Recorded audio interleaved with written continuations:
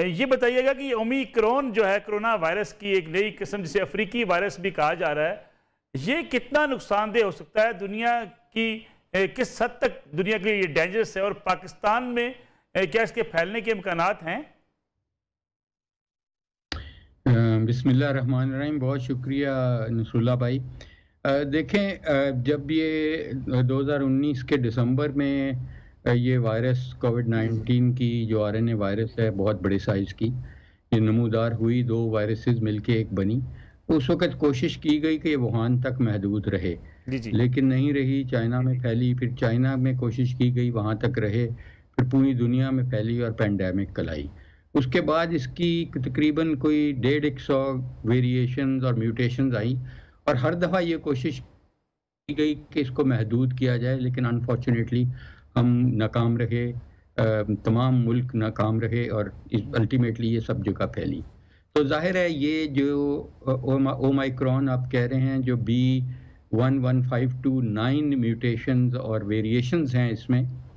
इससे ये हुआ है कि जो वायरस को एक इंसान से दूसरे को लगने की अहलियत है वो कई गुना बढ़ गई,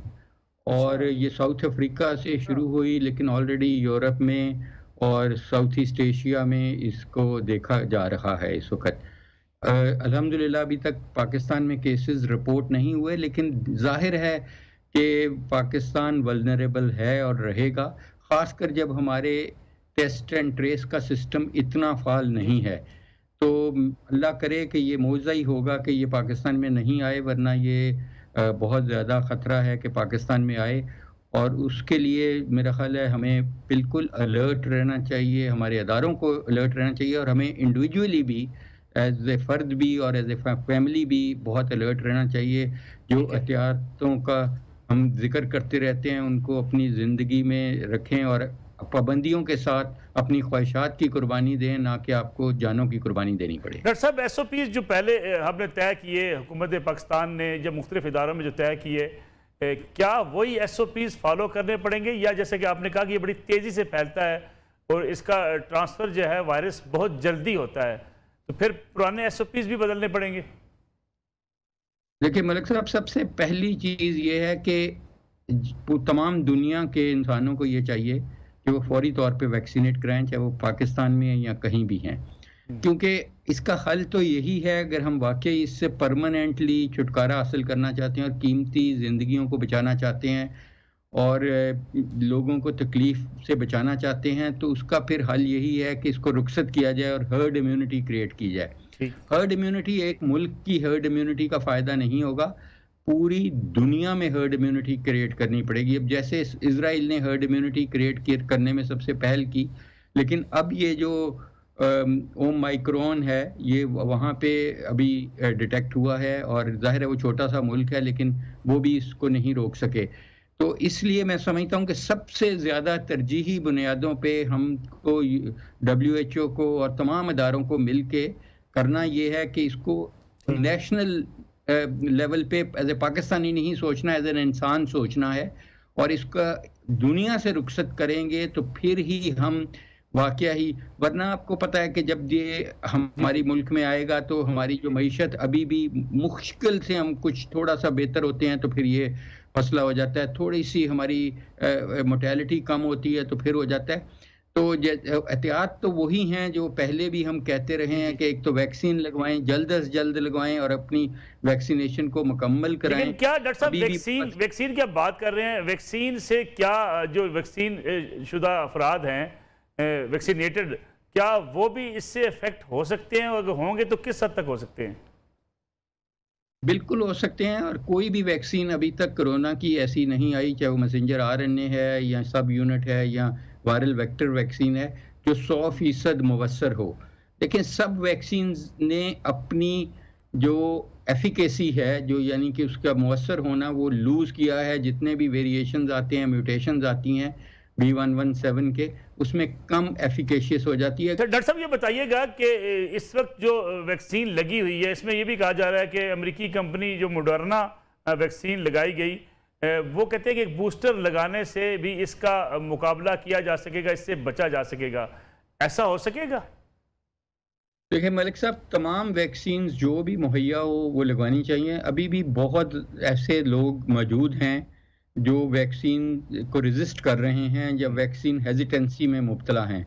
तो मैं समझता हूँ कि जो भी वैक्सीन उनको फराहम हो सकती है, जहाँ भी हो सकती है, उनको लगानी चाहिए। डेफिनेटली थोड़ा बहुत एज है। मैसेंजर आरएनए वैक्सीन जैसे आपने मॉडर्ना का कहा, वो जो इजराइल में स्टडी हुई B117 के, और अभी भी जो म्यूटेशन इसमें जो ओमाइक्रॉन है, इसकी तो अभी 3 दिन पहले तो ये पहली दफ़ा नमूदार हुआ है। अभी इसकी कोई हमारे पास एविडेंस नहीं है कि कौन सी वैक्सीन है, लेकिन पहली जो वेरिएशंस थी और म्यूटेशंस थी डेल्टा वगैरह, उनके अगेंस्ट जो Moderna definitely was having superior than Pfizer, क्योंकि फाइजर ने एफिकेसी थोड़ी सी लूज की थी। देखें, अगर इस वायरस को हम बहुत ज़्यादा टाइम दे देंगे और इसको रुखसत दुनिया में से नहीं करेंगे तो ये ज़ाहिर है वैक्सीन गैर मुअस्सर होती जाएंगी। अभी तक अल्हम्दुलिल्लाह ये मुअस्सर हैं, और अभी तक जो हमारा टेस्ट हैं जो हम करते हैं PCR का, वो भी काफ़ी हद तक मुअस्सर है। लेकिन इसकी 39,000 म्यूटेटिंग पोजीशन हैं,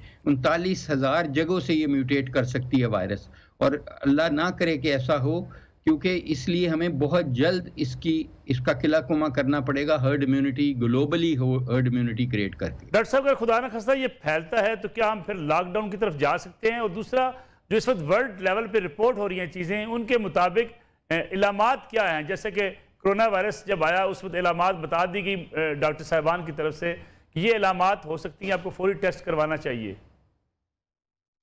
देखें, अभी अलामात इसकी उससे पहले वालों से मिलती जुलती हैं, लेकिन ज़्यादातर इसकी गला ख़राब, खराश वगैरह इतनी ज़्यादा नहीं होती, क्योंकि ये डायरेक्टली आपके लंग्स को इफेक्ट ज़्यादा करने की अहलियत इसकी हो गई है। क्योंकि इसकी अफिनिटी जो आपके ACE2 रिसेप्टर्स हैं जो फेफड़े में होते हैं, गले में नहीं होते, उनको जाके लगती है, और आपका इमीडिएटली आपका रेस्पिरेटरी फेलियर या आपको सांस की शदीद तकलीफ का ख़तरा ज़्यादा हो जाता है, और ये नमोनिया ज़्यादा करती है, और साथ इसमें क्लॉटिंग का जो मैकेनिज्म है आपका, उसको बहुत ज़्यादा दरम बरम कर देती है, इसलिए क्लॉट बनने शुरू हो जाते हैं, और ये कई हफ्तों और कई महीनों बाद में अगर आप रिकवर कर भी जाएं तो ये टेंडेंसी रहती है कि खुदा ना खास्ता आपको फालज हो जाए या हार्ट अटैक हो जाए, क्योंकि खून गाढ़ा रहता है। इसलिए एंटी कोएगुलेशन इसकी बहुत ज़्यादा देर हम देते रहते हैं सीरियस डिजीज़ के बाद। डॉक्टर साहब, क्या लॉकडाउन वाली बात जो मैंने आपसे की, क्या उसकी तरफ भी जाना पड़ सकता है अगर ये खुदा न खास्ता वायरस फैलता है? देखिए मलिक साहब, इस वक्त तो ज़्यादा ज़रूरी होगा कि जो भी मरीज, जो भी पैसेंजर साउथ अफ्रीका या अफ्रीकन कंट्री से आ रहा है, एक तो उसकी डायरेक्ट फ़्लाइटें बंद कर देनी चाहिए, और दूसरा जो आ रहा है उनको क्वारंटाइन करना चाहिए, उनको डेफिनेटली जो हमने अबंडन कर दिया हुआ है PCR करना या लैटरल फ्लो मीट्री से जो रैपिड टेस्ट होता है वो करना, वो ज़रूरी होगा करें। और टेस्ट एंड ट्रेस का सिस्टम दोबारा फाल करना बहुत ज़रूरी है पाकिस्तान के लिए। दूसरा ये है कि उसके बाद अगर खुदा ना खास्ता ये आ जाता है पाकिस्तान में ओमाइक्रॉन या B11529 जो वेरिएंट हैं, इसमें कोई 7 के करीब वेरिएशन हैं, कोई 8-9 म्यूटेशंस हैं,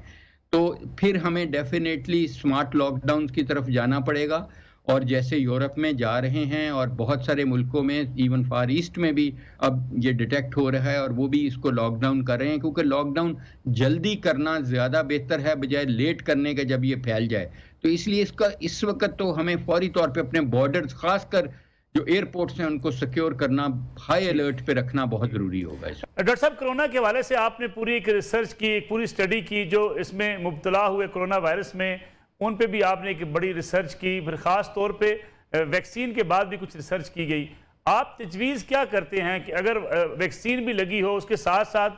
कौन से ऐसे इकदाम हैं खुराक के तौर पे कि जिनको इस्तेमाल करके ऐसे वायरस से बचा जा सकता हो? मलिक साहब, अनफॉर्चुनेटली पाकिस्तान उन ममालिक में शामिल होता है जहाँ अनहेल्दी लोग बहुत ज़्यादा हैं। पाकिस्तान में 50 साल की उम्र में हर दूसरे पाकिस्तानी को ब्लड प्रेशर है, उसको पता है या नहीं पता, ये एक अलग चीज़ है, और 25% आबादी को शुगर है अनफॉर्चुनेटली। तो इस किस्म की जिनको बीमारियां हैं, दमा हो गया, उनको चाहिए कि फौरी तौर पे उनको कंट्रोल रखें, हर सूरत उनको कंट्रोल रखें। अगर मोटे हैं वज़न कम करें, अगर एक्सरसाइज नहीं करते तो एक्सरसाइज करें, सब्जियों का वाफर इस्तेमाल करें, और हमारे विटामिन डी की कमी तकरीबन 90% लोगों में है। और हमारी अपनी स्टडी, विक्ट्री स्टडी अभी पब्लिश हुई है चंद हफ्ते पहले, और उसमें शो किया कि अगर आपके विटामिन डी अगर आप लें, अगर आपकी कमी है या नहीं है, तो ये वायरस किस बहुत हद तक आपको नुकसान नहीं पहुंचाती या आपकी बॉडी को लगती नहीं। एस्प्रिन का भी यही देखा गया कि जो लोग एस्प्रिन लेते हैं उनको लो डोज एस्प्रिन 75 मिलीग्राम किसी भी फॉर्म में लेते हैं, तो उनका देखा गया कि उनको ये वायरस अगर लग भी जाए तो उनका 27% चांस कम है कि उनको वेंटिलेटर पे जाना पड़े। तो इसलिए ये सारी जो चीज़ें हैं जिनको हम गार्डियन ड्रग कहते हैं, जिन दवाइयों के नुकसानात नहीं हैं, और अपनी जो कोमॉर्बिडिटीज़ हैं, जो आपकी बीमारियां हैं, इस वक्त सबसे ज़रूरी है कि उनको आप कंट्रोल रखें, एक्सरसाइज करें, खुराक का ख्याल रखें, अल्लाह ताला से सबसे बढ़ के दुआ अपने लिए और अपने तमाम मुसलमानों के लिए और तमाम अफराद के लिए करें, क्योंकि अल्लाह के हुक्म से ये वायरस आई है और उसी ने जब कहना है ये चली जाएगी, उस 1 सेकंड लगेगा कि जब उसने कहना है हो जा तो उसने हो जाना है। बहुत बहुत शुक्रिया डॉक्टर जावेद अकरम